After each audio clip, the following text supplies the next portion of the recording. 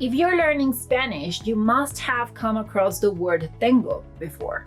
Tengo is a conjugated form of the verb tener, to have. Watch this video to find out how and when to use this word correctly. Hola, te doy la bienvenida a Spring Spanish. Welcome to Spring Spanish. I'm Mariana, and in today's lesson, I will teach you 12 chunks containing the word tengo, which translates into I have, but it has other equivalents in English, and that's why many Spanish learners find it confusing. So, let's dive right in.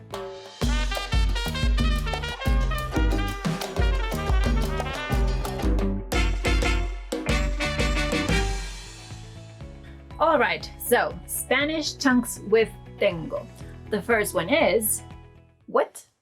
Water chunks? Oh, I'm glad you asked. Chunks are fixed word combinations that native speakers use todo el tiempo, all the time. And if you learn them de memoria, by heart, they will roll off your tongue in conversations sin que tengas que preocuparte, without you having to worry about grammar all the time. So, as you'll see today, if you learn entire word combinations with tengo by heart, you'll be able to use the word correctly just like native speakers do. No conjugations needed. Let me give you algunos ejemplos, some examples, and then it'll become clear. If we speak in grammatical terms, tengo is the conjugation of the verb tener, to have, in the present tense in the first person singular, that is, yo or I. With this in mind, tengo is simply the equivalent of I have, and so you may use the following chunks to talk about ideas. Tengo una idea. I have an idea. Tengo un presentimiento. I have a premonition. Your family. Tengo dos hijos, pero no tengo ninguna hija. I have 2 sons, but no daughters. Tengo un hermano. I have only one brother. Activities. Mañana tengo examen. I have an exam tomorrow. Symptoms or diseases. Tengo tos. I have a cough. Tengo fiebre. I have a fever. Tengo cáncer. I have cancer. So, these uses of tengo are very similar to those in English. As you can see, in both languages one may have ideas, children, siblings, and exams. Now, what's the easiest way to start using this correctly? Exactly. Learn the chunks, like tengo tos by heart, not tengo un tos, which would be a literal translation from English, but tengo tos. That way you will always use it correctly. By the way, at Spring Spanish, we have developed an innovative method based around the concept of chunks and how you can learn Spanish much faster with it. If you want to learn more, make sure you click on the link in the description below to sign up to our free chunking training, where you'll get sample lessons from our academy. There's another use of tengo which has a very close equivalent in English, tengo que, which translates into I have to. Both chunks, tengo que and I have to, are used to talk about an obligation. These are some examples in Spanish. Tengo que ir al supermercado. I have to go to the supermarket. Tengo que hacer ejercicio. I have to work out. Tengo que tomar agua. I have to drink water.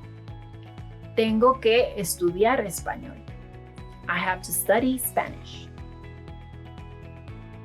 Now, unless you're going to a school where Spanish is a mandatory subject, aprender español no debe ser necesariamente una obligación. Learning Spanish doesn't really have to be an obligation. It can be an interesting, fun, and entertaining experience que puedes disfrutar, that you can enjoy every step of the way, especially once you have achieved fluency. At Spring Spanish, we want you to enjoy learning Spanish, and that's why we publish 5 new lessons every week on our YouTube channel. Si no quieres perderte ninguna, if you don't want to miss any of them, click on the subscribe button and the bell to get a notification every time a new lesson is up.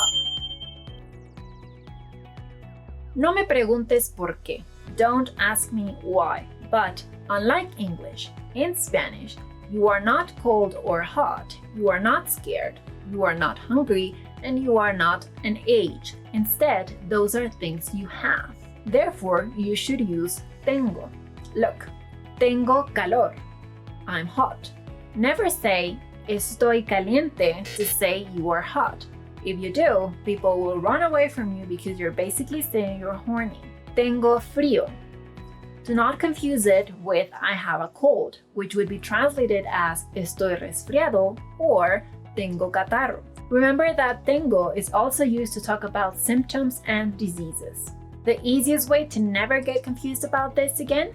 You guessed it. Learn the whole chunk by heart. Tengo miedo. I'm scared. Tengo hambre. I'm hungry. Tengo sueño. I'm sleepy. Tengo la razón. I am right. Tengo la convicción de que aprenderás español con Spring Spanish. I'm convinced you'll learn Spanish with Spring Spanish. We're almost done. There's one last use of tengo that cannot be literally translated into English. Instead, learn it by heart as a chunk. In a moment, I'll summarize the 12 chunks I promised.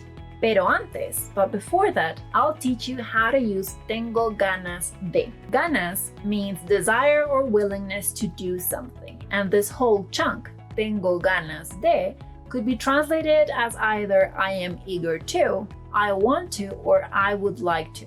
For example, tengo ganas de viajar. I would like to travel. Tengo ganas de verte.